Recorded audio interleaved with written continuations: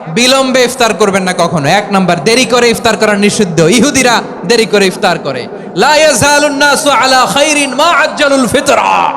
বিশ্বনবী বলেছেন, এই উম্মত যতদিন আগে আগে ইফতার করবে, এই উম্মতের কপাল থেকে কল্যাণ কেউ ছিনিয়ে নিতে পারবে না। চিল্লায় বলেন ঠিক কি না?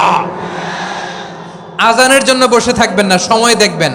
স্থানীয় সময় যখন সূর্যাস্ত হওয়া মাত্রই বিসমিল্লাহ, খেজুর খেয়ে ফেলবো।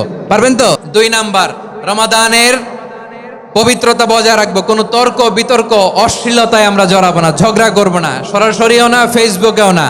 করবেন? কেউ গালি দিলে বলবেন ইন্নী ইমরুউন সায়েম, আমি রোজাদার। আল্লাহর হাবিব শিখিয়েছেন, কেউ যদি তোমার গালি দেয়, কটু কথা বলে, অশ্লীল কথা বলে, রমজানে তুমিও বলতে পারবে না। তুমি বলতে পারবা ইন্নী ইমরুউন সায়েম, আমি রোজাদার। 4 নাম্বার, অপচয় করব না। ইন্নাল মুবাযযিরিনা কানু ইখওয়ানা শায়াতিন ওয়া কানা শাইতানু লিরাব্বিহি কাফুরা। অপচয়কারী শয়তানের ভাই।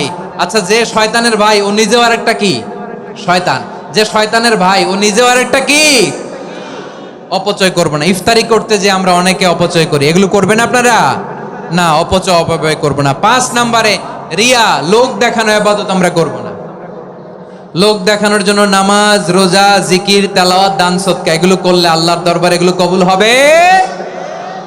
বিশ্বনবী বলেন, দাজ্জালের ফিতনার চেয়ে একটা বড় ফিতনার ভয় আমি করি। সেটা কি? আর রিয়া, শো অফ মেন্টালিটি, লোক দেখানো মানসিকতা। এটা থেকে আমরা বিরত থাকবো ইনশাআল্লাহ। 6 নাম্বার, অনেক গুরুত্বপূর্ণ। ব্যবসায়ী ভাইয়েরা, ব্যবসা করেন কারা কারা? হাত তুলে দেখান তো আমারে।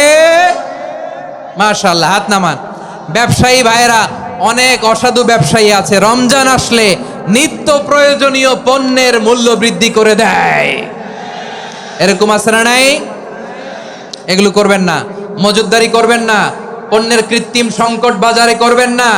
আপনি লাখ টাকা কামায়া ভাবছেন যে রোজাদারদের কষ্ট দিয়ে ধনী হবেন। এমন রোগ আল্লাহ আপনারে দিবে, কোটি টাকা দিয়েও আপনি হাসপাতালের বিল পরিশোধ করার ক্ষমতা আপনার হবে না। খবরদার। শেষ বয়সে দেখবেন কি কষ্ট আপনার হয়।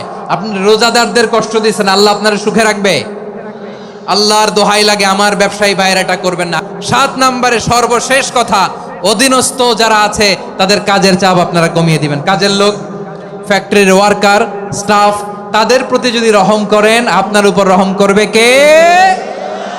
আমার প্রিয় ভাইয়েরা, এই আসন্ন রমাদান এটা এমন এক বরকতের মাস, যে মাসে আমরা নিজেদের নাফসের উপর নিয়ন্ত্রণ প্রতিষ্ঠা করি। সারা বছর নাফস আমাদেরকে নিয়ন্ত্রণ করে, আর রমাদানে আমরা নাফসকে নিয়ন্ত্রণ করি। কথা বুঝতেছেন?